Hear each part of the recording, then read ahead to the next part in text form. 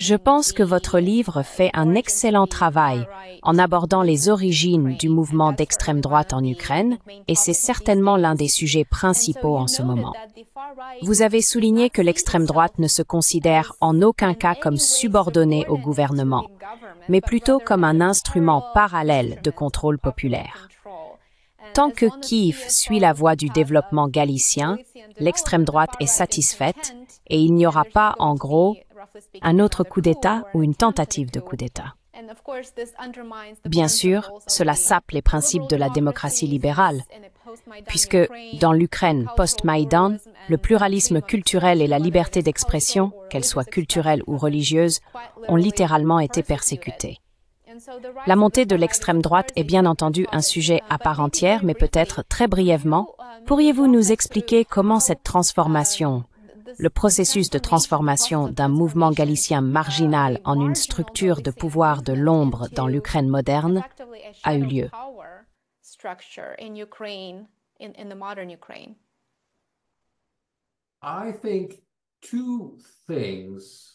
Je pense que deux facteurs ont contribué à cette montée, qui fut lente mais impressionnante dans sa prise de contrôle progressive des institutions gouvernementales. Le premier est le financement provenant de sources ukrainiennes occidentales, ou plutôt, je devrais dire, de sources issues de l'émigration, donc des émigrés ukrainiens.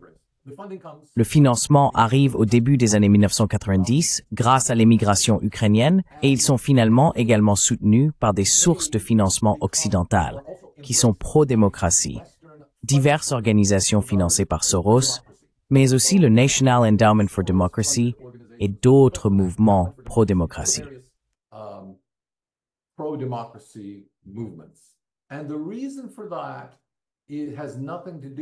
Et la raison de cela n'a rien à voir avec ces organisations elles-mêmes. Je parle des organisations nationalistes ukrainiennes de l'Ouest. Cela tient au fait qu'elles luttent contre l'influence russe. Alors qu'elles combattent principalement l'influence culturelle russe, cela signifie aussi qu'elles cherchent à réduire l'impact sur la politique ukrainienne d'autres Ukrainiens, ceux qui sont majoritairement russophones ou qui ont une affinité avec la Russie. Cette identité fait qu'aux yeux de ces organisations occidentales, ils sont considérés, entre guillemets, comme pro-russes. Ainsi, Yanukovych, qui n'est pas pro-russe, devient la cible et est étiqueté comme pro-russe.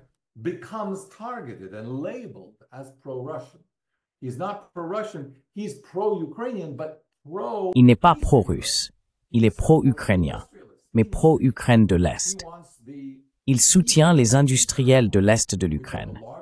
Il souhaite que les territoires de l'Est de l'Ukraine, qui sont les plus grands contributeurs au PIB et qui ont la population la plus importante, soient également les plus influents au Parlement ukrainien. Les nationalistes de l'Ouest de l'Ukraine utilisent cela comme argument pour obtenir un soutien politique et financier de l'Occident, en qualifiant simplement tout ce qui se trouve à l'Est du Dniepr de pro-russe ou d'exemples d'influence russe. Et bien sûr, ce n'est absolument pas le cas. Il s'agit simplement de la réalité historique de l'Est de l'Ukraine telle qu'elle existe, je dirais, depuis la nuit des temps.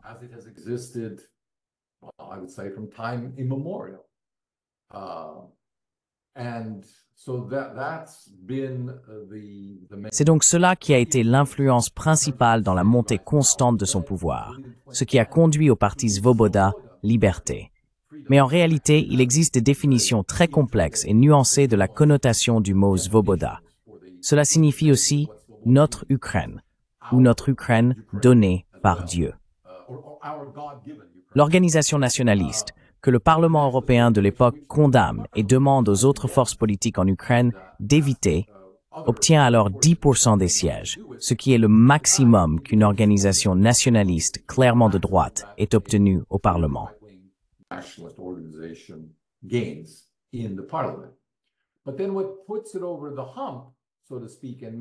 Mais ce qui fait vraiment basculer la situation, pour ainsi dire, et place véritablement l'extrême droite au centre de la politique ukrainienne, c'est bien sûr le Maïdan et le conflit, les morts sur le Maïdan.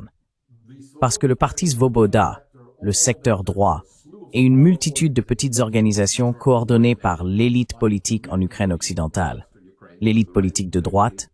Tous ces partis, dès le début, dès la fin 2013, avaient déjà compris ou prédit qu'il s'agirait d'un conflit militaire.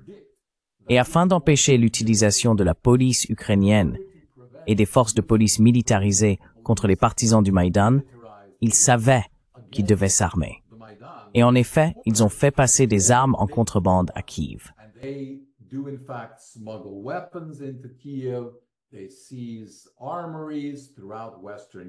Ils s'emparent des arsenaux dans toute l'Ukraine occidentale et commencent à établir une résistance militaire qui fait ses preuves en janvier et février. À la fin janvier, les premiers affrontements avec des morts et des fusillades ont lieu. Puis les fusillades se poursuivent en février. Cela résulte du fait qu'il y a deux entités militaires bien armées qui s'affrontent à Kiev même. Le reste de l'histoire du Maïdan et du conflit dans l'est de l'Ukraine n'est que le prolongement de ce conflit militarisé de Kiev au reste du pays. Heureusement, certaines régions ont été épargnées. Heureusement à Odessa et dans la majeure partie du sud-ouest et de l'ouest de l'Ukraine, car la population russe locale y avait déjà été en grande partie effectivement réprimée.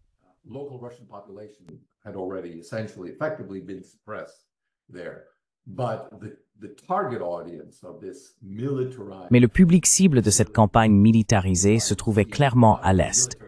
C'est pourquoi on observe non seulement des conflits militaires à Donetsk et à Louhansk, mais aussi à Kharkiv et dans une moindre mesure dans d'autres régions. J'explique dans mon livre pourquoi seules 3 régions sont tombées, ou disons ont fait sécession de l'Ukraine et ont cherché à rejoindre la Russie. Il s'agit donc de Louhansk, Donetsk et de la République autonome de Crimée. Cela s'explique en grande partie par la composition locale, la relation des politiciens locaux avec les oligarques locaux, le degré de financement des milices locales par ces oligarques et la présence ou non d'un véritable élan populaire derrière ces milices, comme ce fut le cas à Louhansk et Donetsk, et évidemment aussi en Crimée.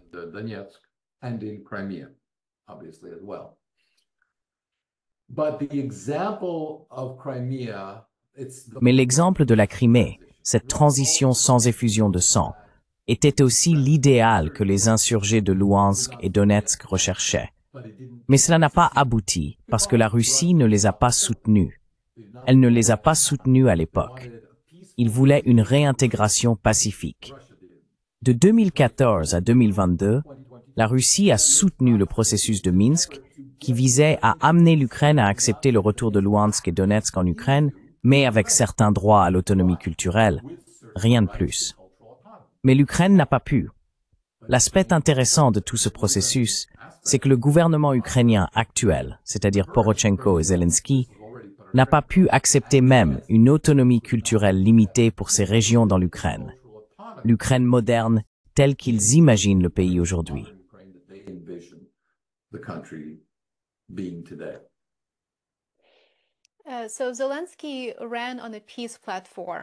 Donc, Zelensky s'est présenté sur une plateforme de paix et il est russophone. Il a grandi à Kryvyi Rog, qui est une ville russophone et un grand centre industriel.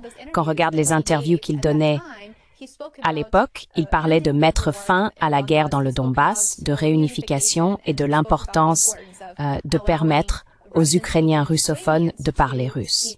Bien sûr, cela a complètement changé et maintenant, on entend une rhétorique totalement différente de sa part. Elle est très russophobe, mais elle vise aussi les Ukrainiens, des millions de citoyens ukrainiens qui, tout comme lui, ont grandi en parlant russe. Pour moi, cela signifie que le mouvement d'extrême droite, cette idéologie galicienne, a vraiment transformé et eu un impact majeur sur la politique ukrainienne. Quelle est la puissance du mouvement d'extrême droite dans l'Ukraine de Zelensky aujourd'hui?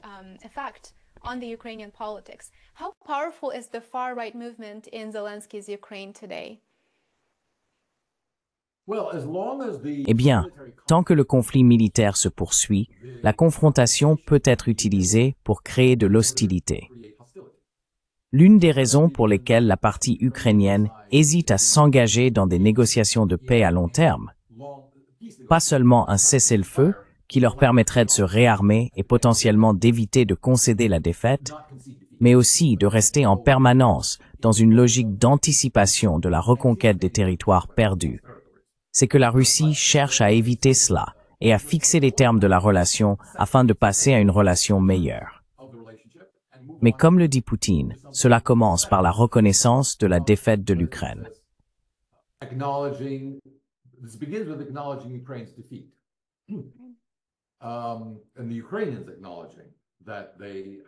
Et les Ukrainiens reconnaissent qu'ils ont perdu le conflit militaire et qu'ils doivent demander la paix. Donc la question, telle que je la comprends, que vous posez, est pourquoi poursuit-il cette politique? Eh bien, à ce stade, il s'est mis dans une position très difficile. Sa seule légitimité en Ukraine vient des nationalistes radicaux qui soutiennent une guerre totale, si nécessaire, jusqu'au dernier Ukrainien. Cela a été consciemment affirmé par plusieurs dirigeants nationalistes ukrainiens, précisément parce que toute autre Ukraine ne vaudrait pas la peine d'y vivre. Donc, si tous les Ukrainiens doivent mourir pour être des martyrs au nom d'une autre Ukraine, totalement ukrainienne, alors qu'il en soit ainsi.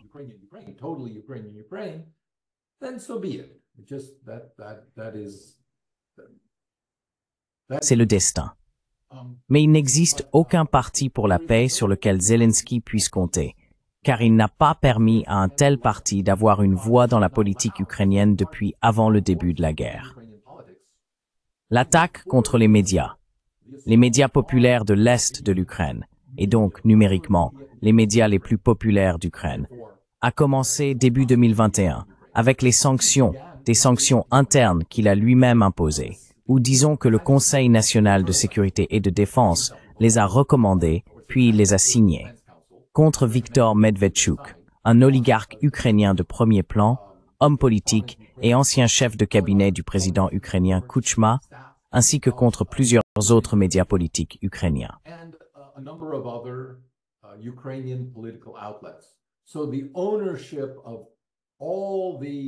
Ainsi, la propriété de tous les médias privés a essentiellement été retirée des mains privées pour être confiée à des personnes qui étaient au moins loyales à Zelensky, loyales au régime. Et cela a accentué ou accéléré les hostilités dans l'Est de l'Ukraine et a, je dirais, permis une transition plus facile dans les premiers jours, je devrais dire les premiers mois du conflit militaire en 2022, pour simplement nationaliser.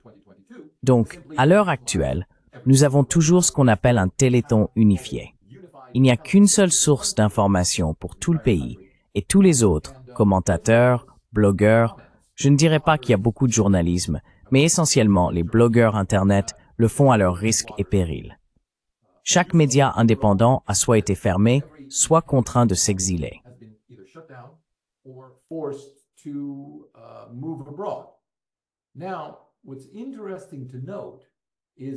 Ce qui est intéressant à noter, c'est que ces sites restent parmi les plus populaires en Ukraine. Ils comptent le plus grand nombre d'abonnés et des personnes très respectées, certainement pas pro-russes, mais des analystes indépendants. Et ici, je pourrais citer des noms comme Sergueï Datsyuk, Andrei Ermolayev, Alexei Arestovitch, qui a lui-même été conseiller de l'ancien président Zelensky, Andrei Baumeister et Kostya Bondarenko, entre autres. Tous font partie des analystes politiques les plus écoutés. Ce que j'apprécie chez eux, c'est qu'ils ne se contentent pas de parler de l'actualité. Ces personnes en particulier essaient de replacer ces événements dans un contexte plus profond de l'histoire et de la conscience ukrainienne, ce qui les rend particulièrement intéressants à mes yeux.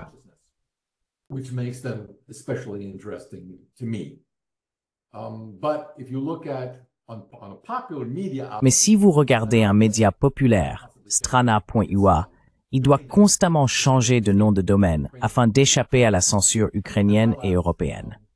Le site des journalistes orthodoxes indépendants pour l'Ukraine a également été supprimé et tente de trouver refuge sur d'autres domaines. Ce sont deux sites très populaires que les gens essaient de suivre, car évidemment, toute voix alternative pouvant venir de Russie est tout simplement totalement supprimée. Mais avec l'aide de nos collègues occidentaux, les commentaires de beaucoup de ces personnes sont également parfois retirés d'Internet pendant un certain temps.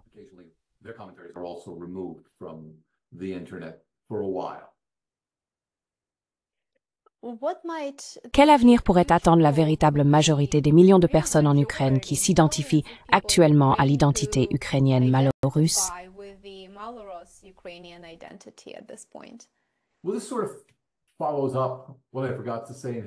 Eh bien, cela fait un peu suite à ce que j'ai oublié de dire en réponse à votre question précédente. Les guerres ne peuvent pas durer éternellement.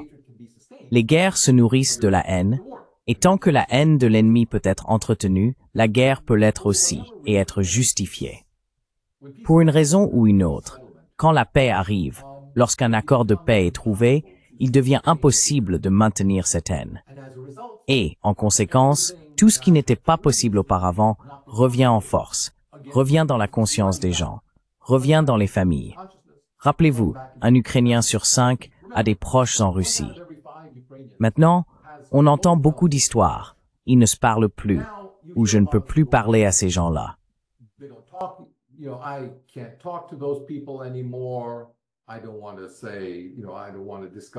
ne veux pas dire, vous savez, je ne veux pas discuter de politique. Nous avons pris des chemins différents. Très bien. C'est compréhensible dans un contexte de guerre. Mais après 1 an, 2, 3, 5, que faites-vous quand votre jeune fils vous demande « Qu'est-il arrivé, vous savez, à l'oncle, à Tambov ou ailleurs? Pourquoi n'avons-nous jamais de ces nouvelles? Est-ce que je peux aller lui rendre visite ?» Toutes les réalités humaines refont surface. Il n'y a rien de particulier à cela. Ça s'est produit dans toutes les guerres. J'aime rappeler aux téléspectateurs américains en particulier que nous avons eu 10 grands conflits militaires avec le Mexique. Et alors, nous avons pris plus de la moitié du pays. La moitié du territoire mexicain est aujourd'hui l'ouest des États-Unis. Et alors?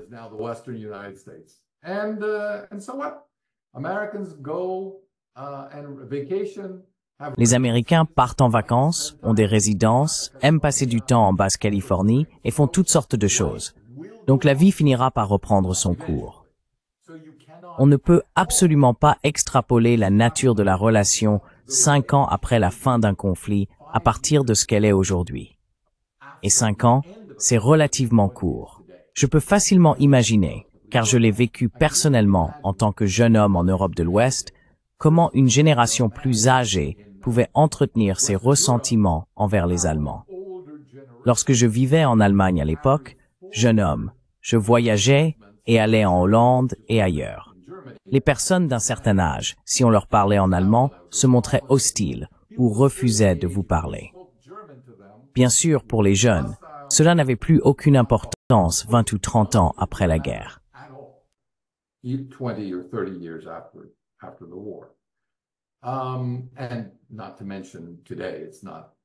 Et sans parler du fait qu'aujourd'hui, c'est à peine un sujet reconnaissable. Je ne m'attends donc pas à ce qu'il se passe quoi que ce soit de vraiment différent ou d'inhabituel dans la future relation entre la Russie et l'Ukraine. Ce qu'elle sera dépendra de la rapidité avec laquelle la normalité des relations de bon voisinage sera rétablie. Et je pense que la Russie fera tout ce qu'elle peut pour rétablir ces relations, car c'est dans son propre intérêt de le faire, et d'avoir une relation aussi étroite et intime que possible avec l'Ukraine. De nombreux Ukrainiens, des Ukrainiens de l'Ouest, mais aussi d'autres, qui ont subi des pertes dans ce conflit, seront probablement réticents à le faire. Je ne parierai pas sur les attitudes de leurs enfants ou petits-enfants.